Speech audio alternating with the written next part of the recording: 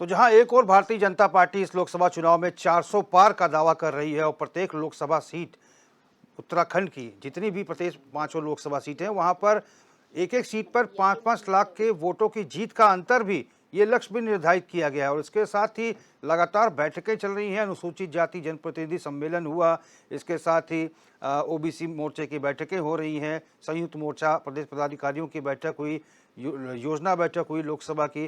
तमाम मसलों को लेकर चिंतन मंथन हुआ, वोटर चेतना अभियान चल रहा है, इसके साथ ही युवा मतदाता सम्मेलन चल रहा है। और अब गांव चलो अभियान के जरिए मुख्यमंत्री पुष्कर सिंह धामी, बीजेपी प्रदेश अध्यक्ष और तमाम कैबिनेट मंत्री जो है सभी बूथों पर हैं, गांव पर हैं और 24 घंटे का प्रवास करेंगे और इसके साथ ही गांव की समस्या सुनेंगे, गांव के हर समाधान का प्रयास करने का वो कोशिश करेंगे। और उसके साथ ही दीवार लेखन का कार्यक्रम भी बीजेपी चला रही है। उधर कांग्रेस की नई प्रभारी आई हैं, जिससे कांग्रेस को अब उम्मीद लग रही है कि इस बार चुनावी वैतरणी प्रभारी उत्तराखंड में पार कराएंगी और पांचों सीटें कांग्रेस जीतने का प्रयास करेगी। हरीश रावत जैसे बड़े नेता पद यात्रा कर रहे हैं। इन्हीं तमाम विषयों को लेकर आज हम चर्चा करेंगे। तमाम मेहमान हमारे साथ जुड़ चुके हैं। नवीन प्रसाद जी भारतीय जनता पार्टी के प्रदेश प्रवक्ता हैं, प्रसाद जी बहुत स्वागत है।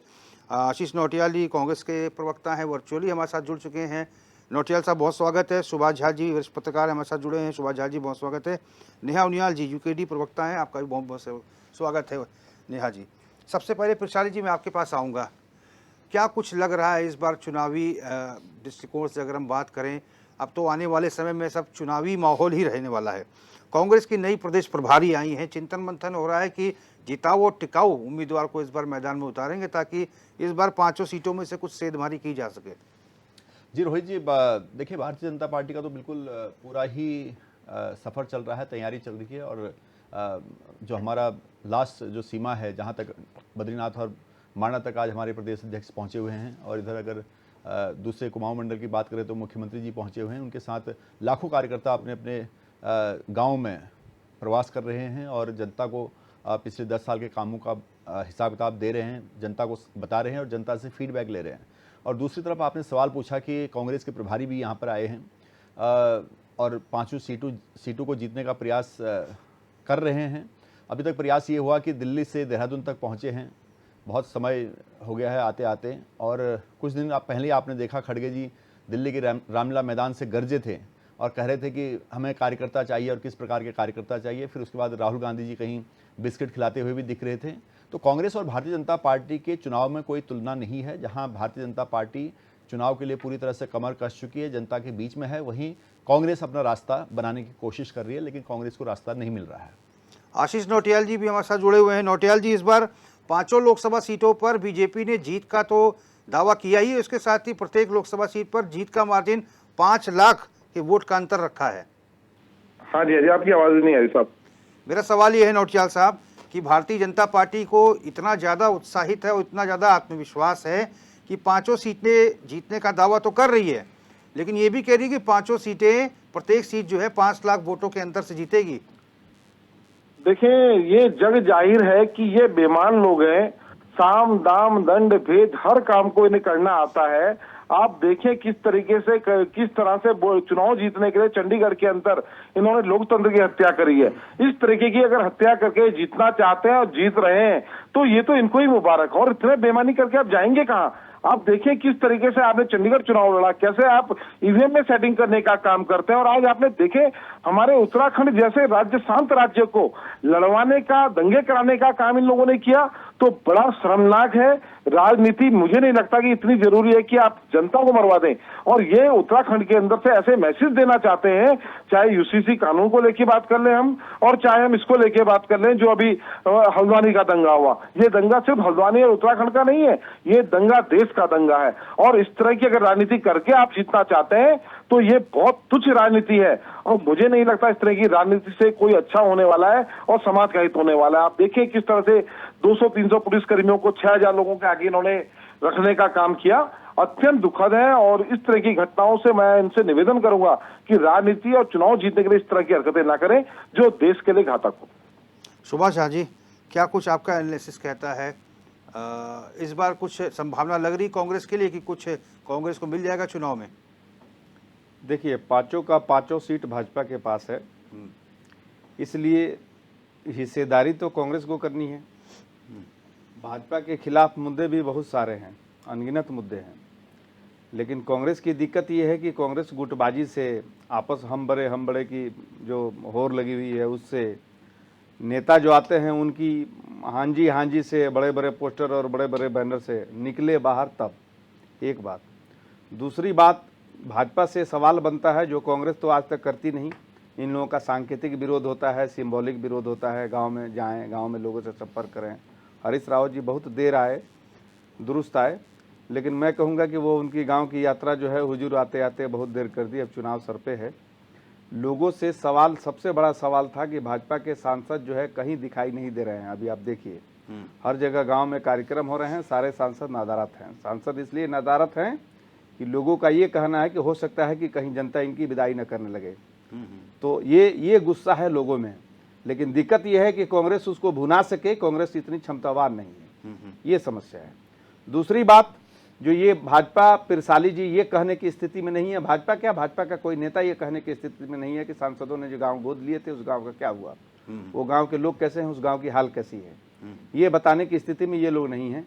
लेकिन सवाल है कि इनकी ये लफाजियों को उजागर जनता के बीच ले जाकर के उसे मतदान पेटी तक ले जाना, मतदान के ईवीएम तक ले जाना, ये मुश्किल काम है। एक बात ईवीएम में। दूसरी बात, जो भाजपा पर जो टिप्पणी की सुप्रीम कोर्ट ने अभी हाल में चंडीगढ़ चुनाव को लेकर के, मेयर चुनाव को लेकर के, और सुप्रीम कोर्ट ने जो कॉन्ग्लिजेंस लिया उसको लेकर, ये बड़ा इशू है, ये छोटा इशू नहीं है। लेकिन सवाल ये है कि पता नहीं कांग्रेस कौन सी भांग खा के सोई हुई रहती है, समझ नहीं आता है। इतने सारे बड़े बड़े मुद्दे हैं, लेकिन कांग्रेस उस मुद्दे को उठाने में पता नहीं कांग्रेस इतनी कोताही क्यों करती है, ये समझ नहीं आता। और अगर ये हाल रहा तो फिर 5 सीट क्या, 5 का 5 सीट जाएगा, और 5 लाख क्या, जब सब कुछ ईवीएम से ही अगर ऐसे ही कर देना है जो लोग आरोप लगा रहे हैं, तो 5 लाख क्या, भाजपा 10 लाख के अंतर से जीत सकती है। सारे के सारे वोट भाजपा के ही हो सकते हैं। जी, कमी कहाँ एक बात, कमी कांग्रेस की यहाँ है कि कांग्रेस के बीच समन्वय की घोर कमी है। कांग्रेस के कार्यकर्ताओं और नेताओं के बीच समन्वय की घोर कमी है। ऑनरशिप और गार्जियनशिप जो एक होता है उसकी भी घोर कमी है। गुटबाजी हर पार्टी में है, भाजपा में भी गुटबाजी है, लेकिन भाजपा की गुटबाजी में ये सबको तय है कि जब हेडमास्टर साहब आएंगे तो छड़ी दिखाएंगे तो सारे लोग चुप हो जाएंगे, वहां मास्टर साहब भी चुप हो जाएंगे और विद्यार्थी भी चुप हो जाएंगे। ये समस्या कांग्रेस के साथ है कि वहां लोकतंत्र इतना ज्यादा होने लगता है कि लोकतंत्र सड़कों पर आ जाता है, और उसके बाद गुटबाजी इतनी हावी हो जाती है कि वो गुटबाजी जो है लोगों से मैसेज गलत जाता है, फिर कांग्रेस जीत नहीं पाती। नहीं तो अभी हरिद्वार सीट मुझे लगता है कि कांग्रेस ठीक से मेहनत करे तो 2 सीट कांग्रेस आराम से निकाल लेगी। लेकिन हरिद्वार ये मेहनत करेगा कौन, वो तो कांग्रेस ही करेगी ना। मूल बात यहाँ है। अभी से भाजपा लगी हुई, आज से नहीं लगी है, बहुत दिन पहले से लगी हुई। अभी इन्होंने ठीक कहा पुरचाली जी की, इस बात से मैं सहमत हूँ कि अभी तो दिल्ली से देहरादून ही आई हैं। अब सोचिए दिल्ली से देहरादून अभी शैलजा आई हैं, और वो जो है इनके प्रदेश अध्यक्ष जो है वो पांडुकेश्वर घूम रहे हैं। तो ये एग्रेसिवनेस, काम के प्रति ये समर्पण या ये आक्रामकता जो होता है, इसकी घोर कमी है। ये बॉडी लैंग्वेज कांग्रेस का कहीं नहीं दिखता। पता नहीं कांग्रेस इस बात पर ध्यान क्यों नहीं देती। नेहा उनियाल जी, इन तमाम कश्मकश के बीच में और राजनीतिक उठापटक और बयानबाजी और नूरा कश्ती के बीच में यूकेडी कहाँ खड़ी है? आप अपने आप को कहाँ देख रही हैं? देखिए रोहित जी, सबसे पहली चीज़ इसमें, जैसे कि आज का जो आपका टॉपिक है चुनावी, जो इस समय पे एक माहौल चल रहा है कि धामी सरकार भी अब उनको गांव की याद आई है, कि उनको भी लग रहा है कि हाँ प्रदेश में गांव भी एक अपना अस्तित्व रखते हैं इस प्रदेश के लिए, तो उनको अब गांव की याद आई है। तो देखिए 22-23 सालों में ये जो दोनों ही राष्ट्रीय पार्टियां रही हैं, इनका यदि देखेंगे, जहां पर कांग्रेस की बात है, कांग्रेस को लगता है कि अब शायद जब उनको यह भूमि कर्म करने के लिए दी गई थी, जब जब जनता ने उनको समर्थन दिया तब उन लोगों ने कुछ करा नहीं। अब वो इस आस में घूम रहे हैं, उनको लगता है कि शायद कहीं कोई एक आस हो और बीजेपी को हरा कर और हम जीत जाएं, तो वो तो इस कार्य पे लगी हुई है। बीजेपी को ये लगता है कि जैसे कि ये इतने टाइम से अभी क्योंकि डबल इंजन की सरकार कह के, मोदी जी के नाम पे कह के कि, लेकिन मैं अभी प्रशाली जी भी बोल रहे थे कि कोई तुलना नहीं की जा सकती कांग्रेस और बीजेपी की। बिल्कुल सही बात है, ये कांग्रेस की और बीजेपी की कोई तुलना नहीं की जा सकती, क्योंकि दोनों ही चोर हैं, लेकिन दोनों अलग तरीके के चोर हैं। बीजेपी धर्म के नाम पर राजनीति करना जानती है, कांग्रेस के अलग ही मुद्दे हैं। कांग्रेस एक्चुअली कुछ विचार ही नहीं करना चाहती। कांग्रेस को लगता है कि केवल अपना कार्यकाल पूरा करो, चुनाव के टाइम पे रैलियां बना लो, चुनाव के टाइम पे किसी ना किसी तरह बस घुसने की सत्ता के अंदर कोशिश करो, शायद कहीं पे मौका लग जाए। तो दोनों में फर्क तो बहुत है, लेकिन हाँ, कार्य दोनों का एक ही है। बीजेपी 22-23 सालों में यदि हम बात करें, जब हम उत्तराखंड की बात करते हैं तो उत्तराखंड को दोनों ही पार्टियों ने क्या दिया? देखिए, यूकेडी वह पार्टी है, यूकेडी एक्चुअली पार्टी से ज्यादा हमारी जो पार्टी है उसका नाम ही क्रांति दल है। यह वो पार्टी है जिसको उत्तराखंडियों को उत्तराखंडी बनाने का जो सौभाग्य मिला है वह मुझे लगता है कि यूकेडी के द्वारा मिला। यूकेडी कभी भी सत्ता के लोभ में कभी बात नहीं करती। यूकेडी हमेशा इस प्रदेश के जनहित में, इस पहाड़ को बचाने की जो स्थिति इस समय पे बहुत ज़्यादा खराब है, क्योंकि मुझे लगता है कि इस प्रदेश की जो धरोहर है, जब एक मूल धरोहर ही नहीं बचेगी तो इस प्रदेश में सत्ता ला करके करेंगे क्या? आप मुझे बताइए। आप इस प्रदेश की अपनी एक अलग विशेषता है, इसीलिए इस प्रदेश को इतनी आंदोलनकारियों की शहादत के बाद इस प्रदेश को प्राप्त किया था। रोहित जी, 42 आंदोलनकारी जब इसमें शहीद हुए यूकेडी के, तब ये प्रदेश हमें मिला। लेकिन आप देखिए, लेकिन सवाल यही है राष्ट्रीय पार्टियों ने, नेहा जी, सवाल यही है ना, कल भी हम लोग इस पर चर्चा कर रहे थे, ये वो मुद्दे हैं इसको लेके आप लोग जनता के बीच जा क्यों नहीं पाते हो, जनता को समझा क्यों नहीं पाते?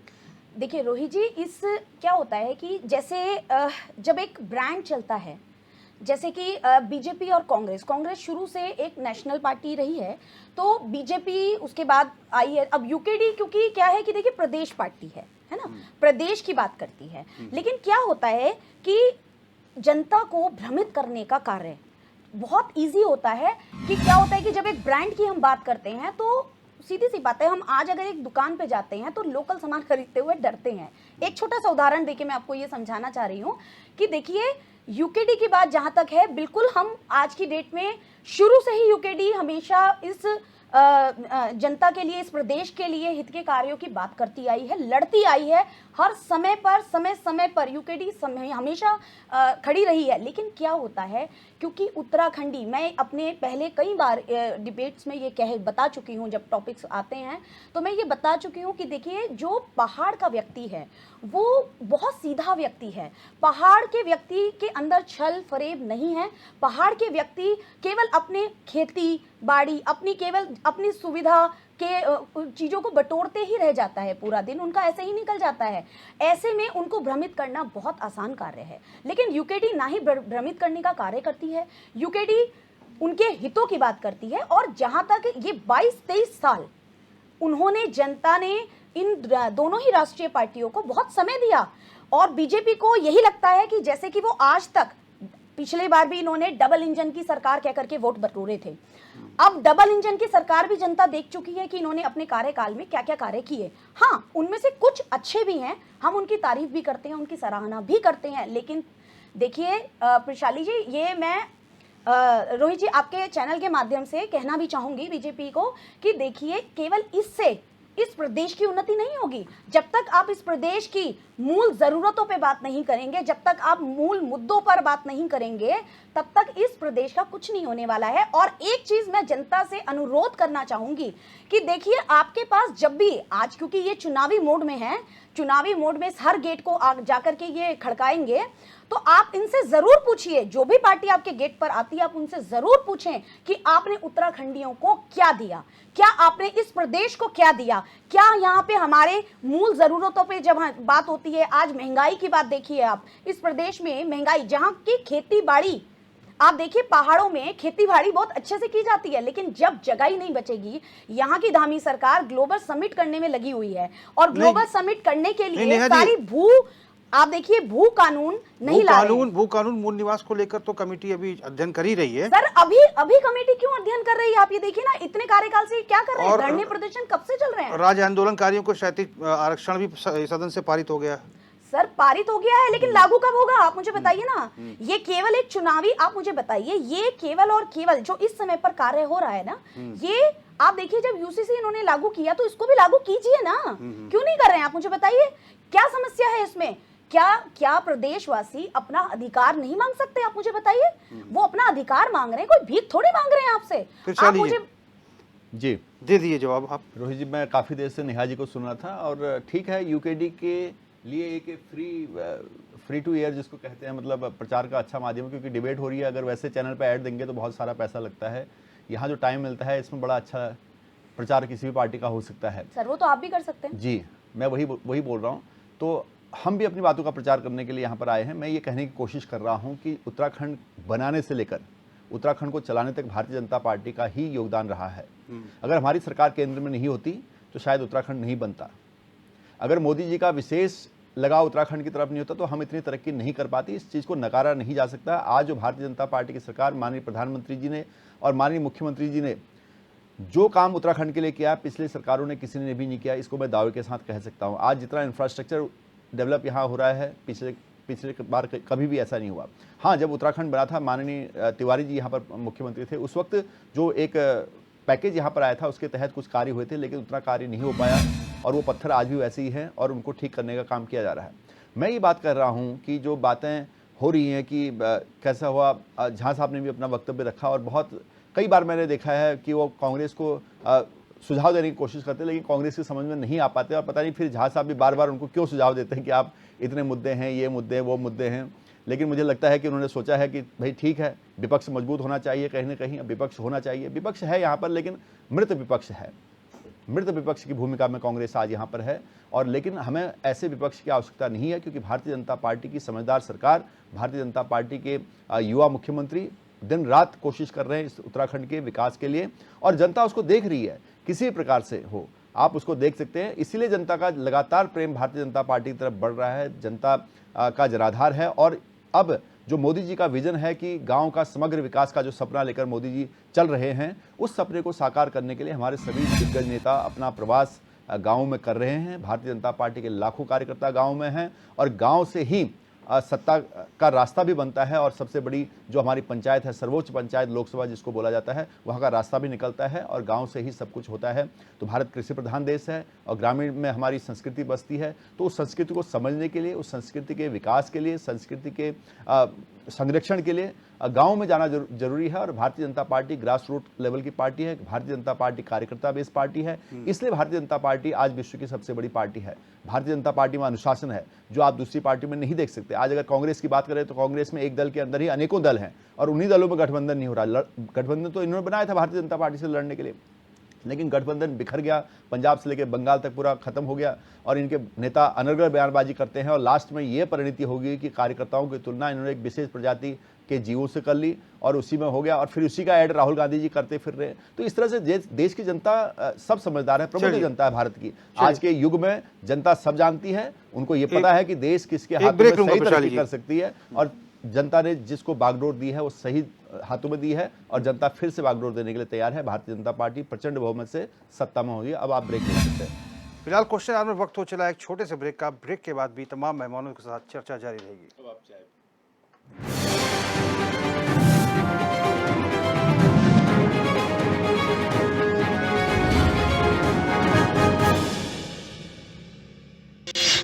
आपका पसंदीदा न्यूज चैनल HNN 24/7 अब टाटा प्ले के चैनल नंबर 1141 पर भी उपलब्ध है।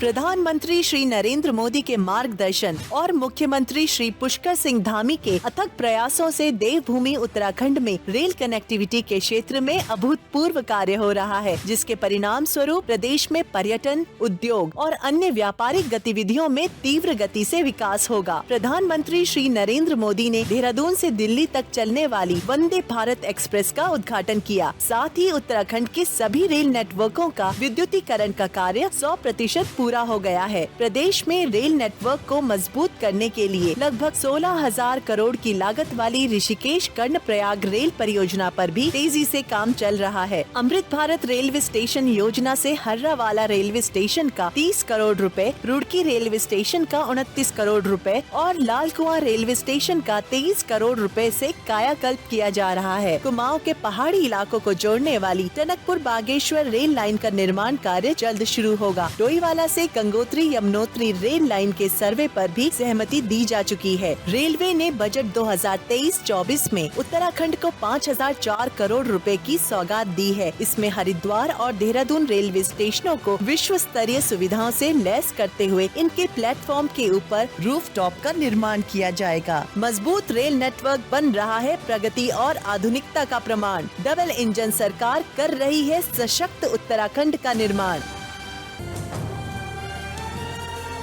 ये पहाड़ ही नहीं, हमारी पहचान भी है। HNN 24/7, जुनून सच दिखाने का। हमारी सभ्यता ही हमारी विरासत है। HNN 24/7, जुनून सच दिखाने का।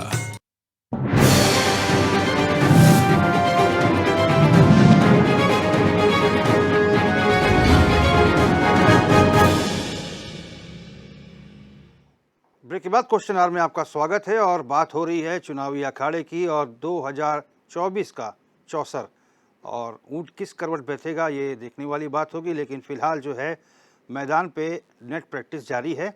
अब सीधे कांग्रेस के पास चलेंगे। आशीष नौटियाल जी, बीते रोज भी हम लोग चर्चा कर रहे थे कि आप लोग जो है मुद्दों को उठा नहीं पा रहे हैं। अगर सही समझ बूझ दिखाकर मुद्दों को उठाया जाए तो आपको भी फायदा हो सकता है चुनाव में। देखिए, निश्चित ही उत्तराखंड के अंदर हमने कोई भी ऐसा मुद्दा नहीं छोड़ा जिसमें हमने आवाज नहीं उठाई और आज तक उस मुद्दे पे आवाज उठा रहे हैं।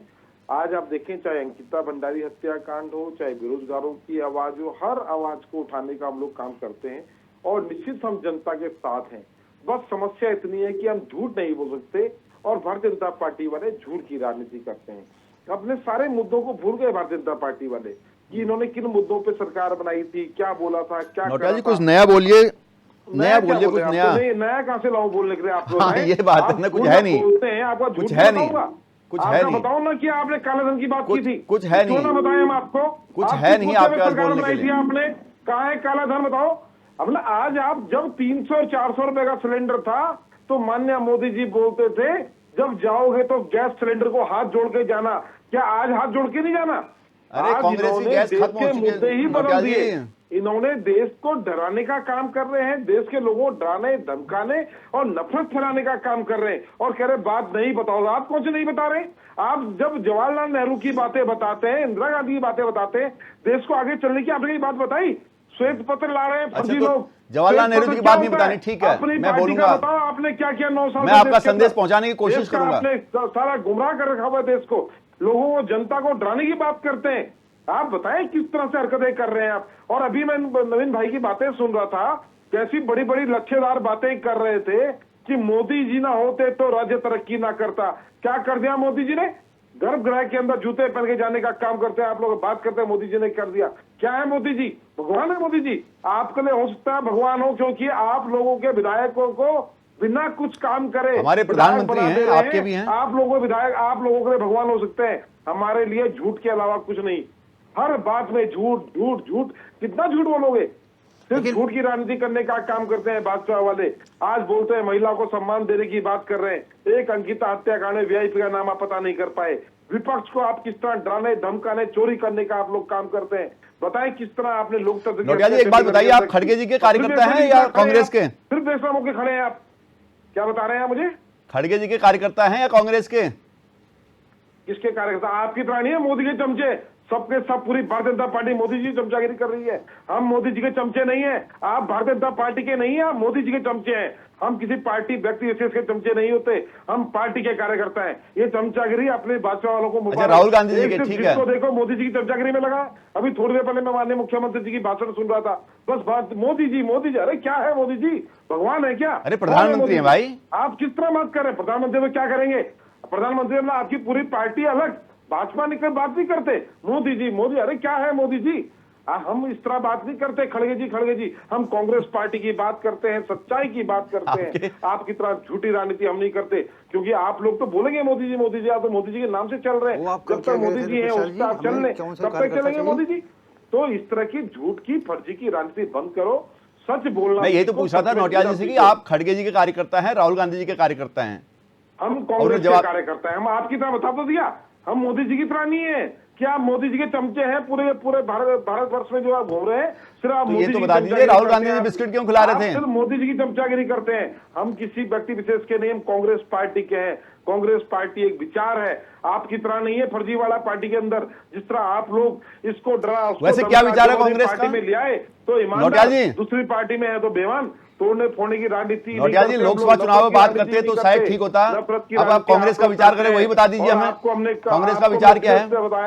बताया कांग्रेस का विचार ही बता दीजिए। आपस में बैर रखना, ये कोई मजहब नहीं सिखाता आपस में दंगे करना। ये भारतीय जनता पार्टी है जो दंगा सिखाती है। दंगा ही पार्टी अगर कोई है तो भारतीय जनता पार्टी दंगे की राजनीति करती है, इसके अलावा कोई पार्टी गलत काम नहीं कर सकती। हो गया इनका। चलिए सुभाष झा जी। देखिए, एक बात मैं नौटियाल जी के बात पर भी बोलना चाहूँगा। ये दोनों की दोनों पार्टियां, अगर भाजपा का हिंदू मुसलमान की राजनीति बुरी है, इसलिए नहीं बुरी है, तो फिर जो है ये जातीय आरक्षण और ओबीसी, दलित, महादलित, उसके बाद जातीय जनगणना, एक जाति का दूसरे जाति के खिलाफ, ये सारी चीज़ें फिर कहाँ से सही हो जाती हैं? कांग्रेस का यही चरित्र जो है। भाजपा तो मान लीजिए खुलेआम कहती है, मैं भाजपा का पक्ष नहीं ले रहा हूँ, भाजपा तो खुलेआम कहती है कि वो हिंदुओं की पार्टी है। आप अगर अपने को सच्चा सेकुलर बोलते हो तो फिर आप जातिवादी राजनीति में क्यों घुसते हो? और ये टोटली जातिवादी राजनीति है। राहुल गांधी और इसीलिए ये सारे चुनाव जीते थे ये लोग हिमाचल की चुनाव जीते थे, बेंगलोर का चुनाव जीते थे। जो ही राहुल गांधी ने कहा कि हम जातीय जनगणना कराएंगे, राजस्थान में कराएंगे, यहाँ कराएंगे, वहाँ, इसका मतलब जातीय विद्वेष। तो लोगों ने उस तरीके से देखा और कांग्रेस का नतीजा सामने रहा। मैं अभी भी कांग्रेस को सलाह दे रहा हूं एक पत्रकार की हैसियत से कि आप लोग जातीय जनगणना वाली बातों को पीछे छोड़िए और जब सौहार्द की बात करते हैं तो फिर मानव एक है, उस सौहार्द पर आइए। और कांग्रेस का ये मूल चरित्र यही रहा है। आप राजनीति से भटकेंगे तो जनता आपको जगह पर ले आएगी। ये राजनीति आप करते हैं। नहीं तो एक तरफ संप्रदायवाद गलत है तो फिर जातिवाद सही कैसे है? संप्रदायवाद अगर विष घोलता है तो जातिवाद फिर विष कैसे नहीं घोलता समाज में? ये सवाल है ये दोनों पार्टियों से, और ये पार्टियों से इससे राष्ट्र का नुकसान होता है। अभी दंगा जो हुआ हिंदू मुसलमान के नाम पर, किन्हीं वजह से हुआ। नुकसान किसका हुआ? देश का हुआ। नुकसान किसका हुआ? उत्तराखंड का हुआ। ये नुकसान का भरपाया कौन करेगा? हम और आप टैक्स से करेंगे। न इसकी धामी जी भरपाई करेंगे अपनी जेब से, न मोदी जी अपने जेब से करेंगे। हम और आप तो अपने जेब से निश्चित करेंगे, इसलिए कि टैक्स फिर हमें ही देना है। सवाल ये उठता है कि ये जो राजनीति है, इस राजनीति से हम बाहर कब निकलेंगे, चाहे भाजपा चाहे कांग्रेस। मूल बात यहां है, जब आप एक तरफ हिंदू मुसलमान की राजनीति को गलत बताते हैं, गलत है, तो फिर बैकवर्ड फॉरवर्ड, दलित महादलित, ये ओबीसी, फलाना ढिमकाना, ये फिर सही कैसे हो जाता है? वो वहां फिर सामाजिक समरसता हो जाती है, वहां पे सामाजिक न्याय होने लगता है। तो जब सामाजिक न्याय एक जगह होगा तो फिर दूसरे जगह सांप्रदायिक न्याय होगा। तो फिर आप न्याय को न्याय से ठहराते रहिए और फिर कालिक से कालिक धोने का काम करिए। मूल बात यहां है। कांग्रेस को पता नहीं, ये बात समझ ही नहीं आ रही। और इन चीजों से फिर ये लोग इलेक्शन में लेकर के यही जाएंगे और फिर मिट्टी पलित करेंगे कांग्रेस। आप जातीय जनगणना से पीछे हटिए। आप दलित महादलित की राजनीति जो पार्टियां करती हैं उन्हें करने दीजिए। वो मुलायम जी के लिए छोड़ दीजिए, वो मायावती जी के लिए छोड़ दीजिए, वो लालू यादव के लिए छोड़ दीजिए, अदर पार्टी के लिए, क्षेत्रीय दलों के लिए छोड़ दीजिए। आप राष्ट्रीय राजनीति करते हैं। आप जब इन चीजों में भिड़ेंगे तो आप ऐसा नुकसान उठाएंगे। इस चीज को समझ लीजिए, बड़ी साफ बात है। चलिए नेहा उनियाल जी, अभी आप वैशाली जी के समय में आप समय मांग रही थी।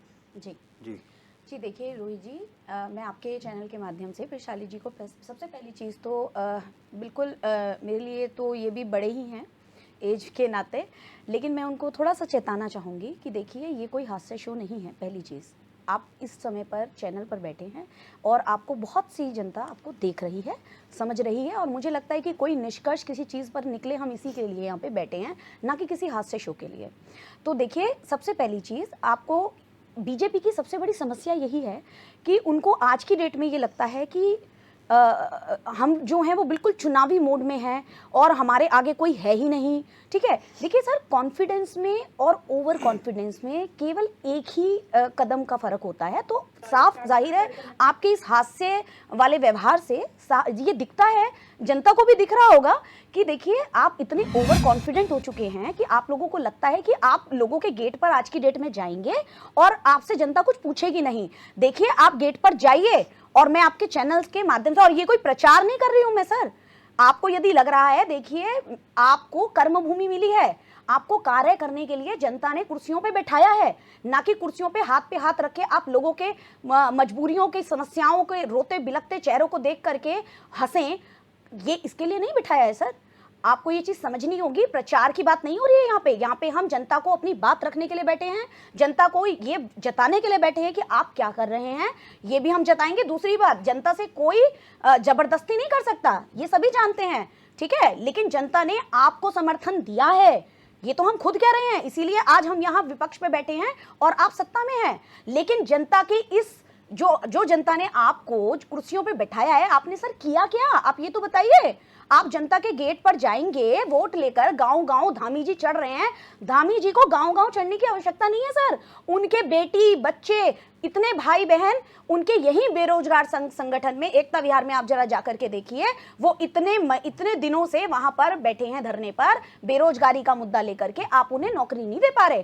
सर आप विकास की बात करते हैं, आप मुझे बताइए कि विकास के नाम पर आप उन्हें वे आपसे कुछ नहीं मांग रहे, वे आपसे 12-13 हजार रुपए की आप उन्हें नौकरी नहीं दे पा रहे, वे रोते बिलखते चेहरे आपको नहीं दिख रहे, और धामी जी चुनाव के मोड में आज गांव चढ़ रहे हैं। इससे पहले वे राम मंदिर में राम जी की पूजा कर रहे थे, कह रहे थे राम राज्य लाएंगे। तो आप मुझे बताइए कि राम राज्य आप लाएंगे आप ही के शहर में, जहां आप बैठे हैं, जहां पे मुख्यमंत्री जी का आवास है, वहां से कुछ ही किलोमीटर की दूरी पे आप नहीं जा पा रहे सर। आप गांव-गांव जाके, आपके लिए शर्मनाक बात है ये कि आप गांव-गांव जाके लोगों को कहेंगे, तो आपको क्या लगता है कि आप भोली जनता को कब तक बरगलाने का कार्य कर पाएंगे सर? और प्रशाली जी देखिए, मुझे लगता है कि आप जो कह रहे हैं प्रचार की बात, सर प्रचार की बात नहीं है ये। देखिए जनता इतनी मूर्ख नहीं है, ठीक है, कि आपके इस बहकावे में वे बार बार आए। और रही बात कांग्रेस की, कांग्रेस ये आशीष जी अभी बता रहे थे कि जी हम अंकिता भंडारी का मुद्दा भी हम उठा रहे, अभी प्रीतम जी ने कुछ ही समय पहले, उनको भी अब याद आई है अंकिता भंडारी जी की, ठीक है, उसको वे न्याय उनको दिलाना तो छोड़िए, उसके लिए कितने खड़ी हुई कांग्रेस, आप मुझे बताइए आशीष जी। आप बता रहे थे सर आपको भी मौका दिया था इस जनता ने, आपने क्या किया? आपको तो इसीलिए हटाया ना, आपको तो उन्होंने नकारा है जनता ने, तभी आपको हटाया है। और बीजेपी को इस समय पे उन्होंने यदि कार्य करने के लिए सौंपा है, पिछले साल भी, पिछले कार्यकाल में जब चुनाव के उसमें आपने डबल इंजन की सरकार कह करके आप सत्ता में आए, तो बहुत उम्मीदों के साथ जनता ने आपको बहुत ही सराहाया और आपको कुर्सियों पे बैठाया। पर सर मुझे बहुत ही दुर्भाग्यपूर्ण स्थिति आज की लगती है, जब एक यहाँ का मूल निवासी, यहाँ का एक जनता का एक मूल मुद्दों की बात करता है तो आप लाठीचार्ज करवाते हैं। आप उनके मुद्दों पे, यहाँ तक कि कई नेताओं के मैं नाम नहीं लेना चाहूंगी, जब मैं बेरोजगार संघ के उनसे मिलने के लिए गई तो मुझे पता चला कि आपके कई बड़े नेताओं ने, नाम नहीं लेना चाहूंगी इस चैनल पे, नहीं तो बहुत बड़ी बात हो जाएगी, लेकिन उन्होंने यह भी बताया कि जब उन्होंने रिकॉर्डिंग करी तो उनकी रिकॉर्डिंग का फोन छीनकर तोड़ा गया और उनको यह कहा गया आपके नेताओं के द्वारा कि आपके लिए क्या कोविड दोबारा से लाऊं, जो आप लोगों को केवल कोविड के लिए रखा गया था, जो वॉलंटियर्स का नाम मोदी जी ने उनको सराहा था, उनके लिए फूलों की वर्षा की गई थी हेलीकॉप्टर से, क्योंकि उस समय उनकी जरूरत थी, उस समय उनकी नहीं तो नेहा जी, फिर आखिर क्या वजह है कि भाई देखिए लगातार जो है प्रदेश की अगर हम बात करें तो सत्ता रिपीट नहीं होती थी कभी, आखिर क्या मुद्दा रहा कि 2022 में दोबारा बीजेपी की सरकार आ गई? जी बिल्कुल, 2 बार से मोदी जी की सरकार आ रही है, तीसरी बार भी बढ़ चढ़कर उत्साहित है बीजेपी। सभी राजनीतिक दलों के नेता, आपके यहाँ के भी क्षेत्रीय दल के नेता छोड़ के सब बीजेपी में चले जा रहे हैं, सैकड़ों की संख्या में, हजारों की संख्या में। देखिए सर, पहली चीज तो ये, जहां तक यूकेडी की बात है तो यूकेडी, देखिए किसी का भी अगर कोई व्यक्ति विशेष की अगर अपनी कोई निजी राय है तो उसके लिए तो मैं बात नहीं करना चाहूंगी, सब मुझे लगता है स्वतंत्र हैं। लेकिन जहां तक बात है डबल मतलब सेकंड कार्यकाल को रिपीट करने की, तो बिल्कुल सही बात है। लेकिन देखिए क्या होता है कि जहां पे इन्होंने पिछली बार जब चुनाव लड़ा था तो इनके मुद्दे थे डबल इंजन की सरकार जब आएगी तो हम यह करेंगे, जब डबल इंजन की सरकार आएगी तो हम वह करेंगे। तो इनके यह और वह में बरगलाते, जब इन्होंने लोगों को बरगलाया, तो क्योंकि उत्तराखंड के, मैं बार बार कहती हूँ कि यहाँ की जनता बहुत बोली है, देखिए, लेकिन यहाँ का जब इन्होंने इस कार्यकाल में भी कुछ उनके लिए नहीं करा, चलिए यहाँ मैं का जवाब ले युवा लेता हूँ। बेरोजगार फिर है शाली आज जी, भी। फिर शाली जी। रोहित जी, क्या होता है कि देखिए, भारतीय जनता पार्टी लगातार सफल हो रही है। मैंने कहा देवतुल्य जनता का आशीर्वाद है, भारतीय जनता पार्टी की सरकार काम कर रही है। अब सवाल विपक्ष का ये है कि अगर मैं कांग्रेस की बात करूं, कांग्रेस का सेकुलरिज्म क्या था कि एक विशेष वर्ग का तुष्टिकरण और बहुसंख्यकों को अगर कोई बात करता है तो वो सांप्रदायिकता हो जाती थी। देश को ये पता चला कि बहुसंख्यकों की बात भी होनी चाहिए, अल्पसंख्यकों की बात भी होनी चाहिए, पूरे देश की बात होनी चाहिए। तो भारतीय जनता पार्टी ने विचार रखा और जनता ने भारतीय जनता पार्टी को मौका दिया। जहाँ तक अन्य दलों की बात है, मैं ये कहना चाहता हूँ कि अगर आप भारतीय जनता पार्टी की सफलता से ईर्ष्या करने के बजाय अगर अपने गिरेबान में खुद स्वयं झांकें तो शायद बहुत बेहतर होगा कि गलतियां कहाँ हो रही है, क्या कहाँ पर पार्टियां विफल हो रही हैं, कहाँ पर पार्टियां टूट रही हैं, उनको आज उन खामियों को ढूंढने की जरूरत है।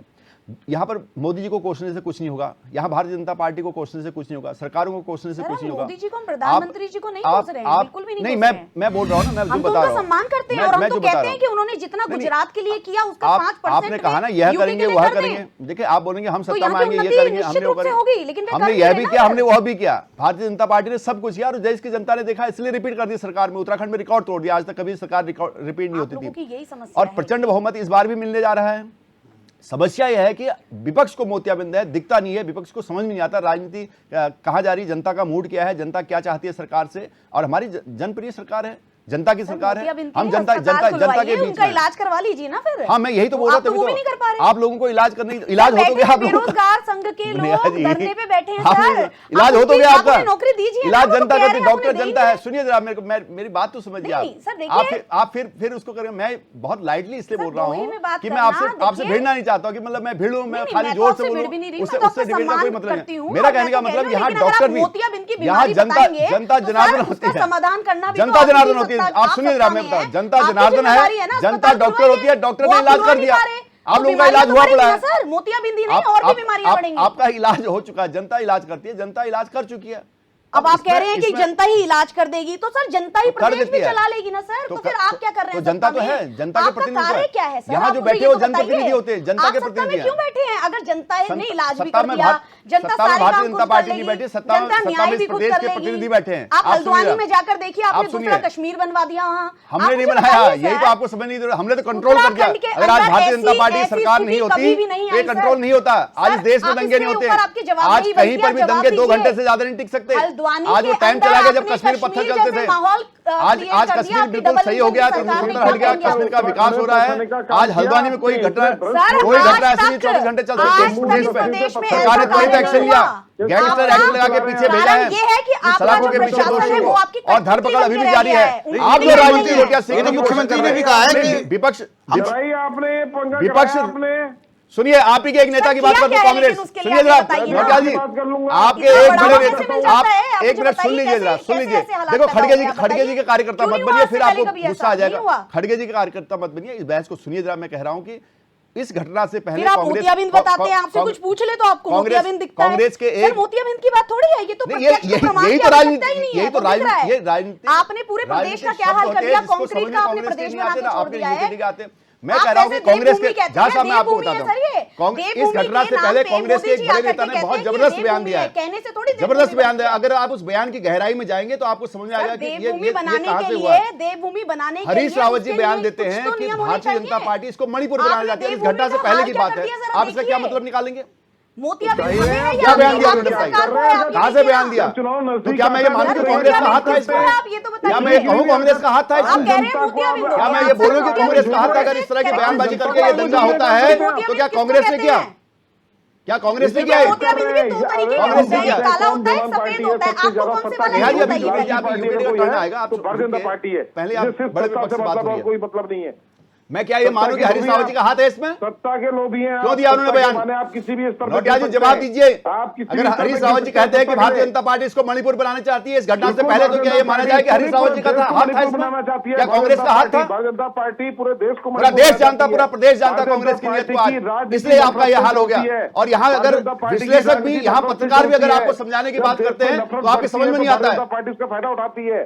आप अनर्गल बयानबाजी कर रहे हैं। राजनीति चाहते हैं, राजनीतिक बहसों से कोई मतलब नहीं है आपको, कोई समझ नहीं है राजनीति की, भाईचारा चाहते हैं, देश और के बहस करने आ जाते हैं यहाँ पर। बताइए इस बात का जवाब, इस बात का जवाब दिए कि मैं ये कहूं कि कांग्रेस ने दंगे करवाए हैं, करना सिखाते हैं। मेरी बात का जवाब दीजिए पहले।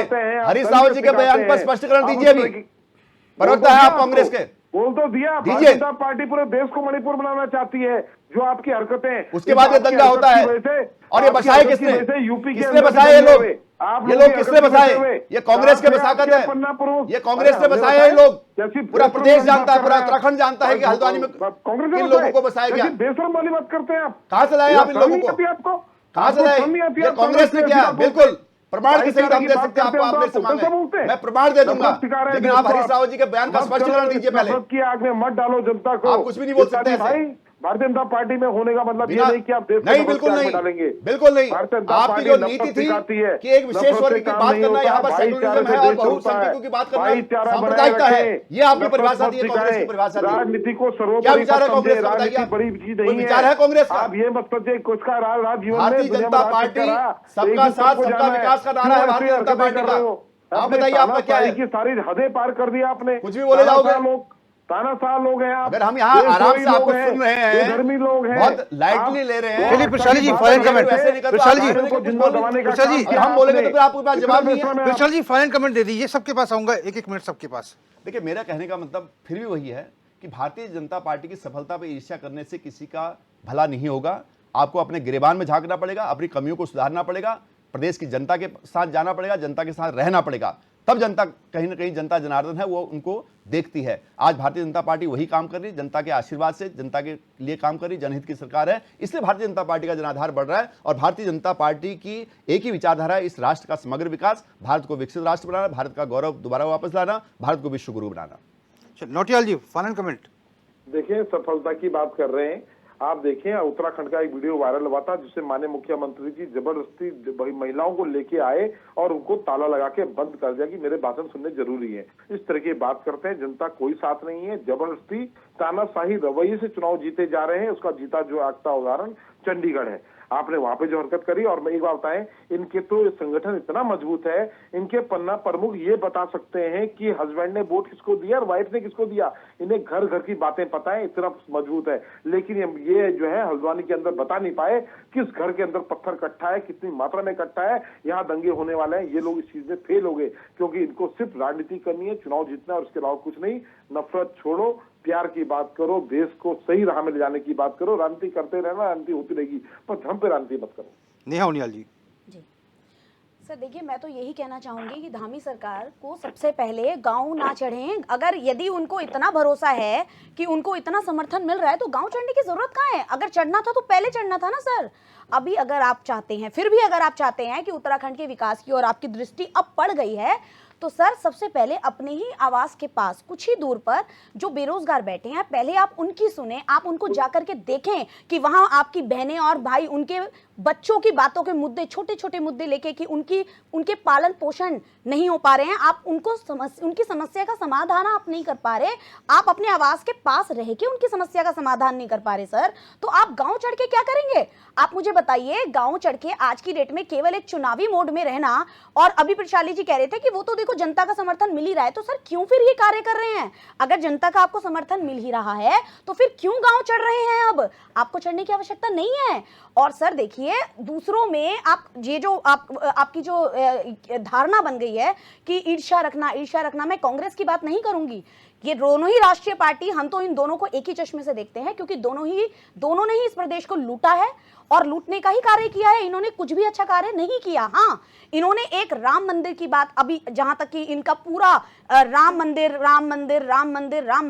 अरे हम खुद कहते हैं कि आपने राम जी का बहुत अच्छा कार्य कराया है, मोदी जी ने बहुत अच्छे कार्य उनको समर्थन दिया है, तो बहुत अच्छी बात है ये, उसके लिए आपका बहुत बहुत धन्यवाद। लेकिन सर आप प्रदेश के लिए तो कुछ कीजिए, कोई बात नहीं, इसी बात आप प्रदेश के लिए तो कुछ, सुभाष वाली बात नहीं है। सुभाष जी, देखिए बड़ी सीधी बात है कि जो भी वादे भाजपा ने किए थे उस किसी वादे को नहीं निभाया।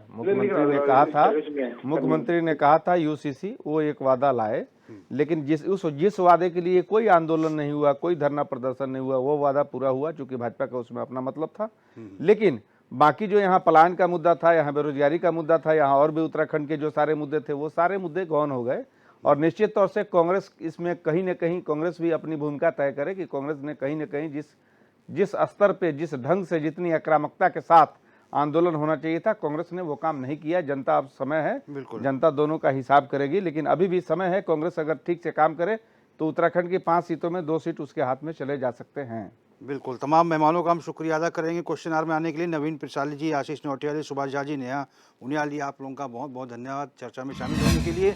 तो कुल मिलाकर कांग्रेस को यहाँ मेहनत करने की आवश्यकता है, लेकिन उधर भारतीय जनता पार्टी की बात करें तो सबका साथ, सबका विकास, सबका प्रयास, सबका विश्वास इस मूल मंत्र के साथ आगे बढ़ रही है। किया है, करती है, करेगी भाजपा सरकार 2022 में बीजेपी का स्लोगन था। मोदी की गारंटी सबसे बड़ी गारंटी 2024 का सबसे बड़ा स्लोगन है। और गांव चलो अभियान के जरिए भारतीय जनता पार्टी अपना 5 लाख प्रत्येक वो लोकसभा सीट पर जीत के मार्जिन का लक्ष्य जो है इसी के आधार पर पूरा करना चाहती है। उधर कांग्रेस को आस है कि नई प्रभारी आई हैं तो हो सकता है कि इस बार कुछ परिवर्तन हो। देखना होगा कि जनता कितना कांग्रेस की बात सुनती है और क्या भारतीय जनता पार्टी को दोबारा आशीर्वाद कांग्रेस जनता देगी या फिर कांग्रेस को कुछ एक आध सीटें मिल पाएंगी। फिलहाल मेरे साथ क्वेश्चन आवर में बस इतना ही। देश और प्रदेश की तमाम बड़ी खबरों के लिए आप देखते रहिए HNN 24/7, जुनून सच दिखाने का।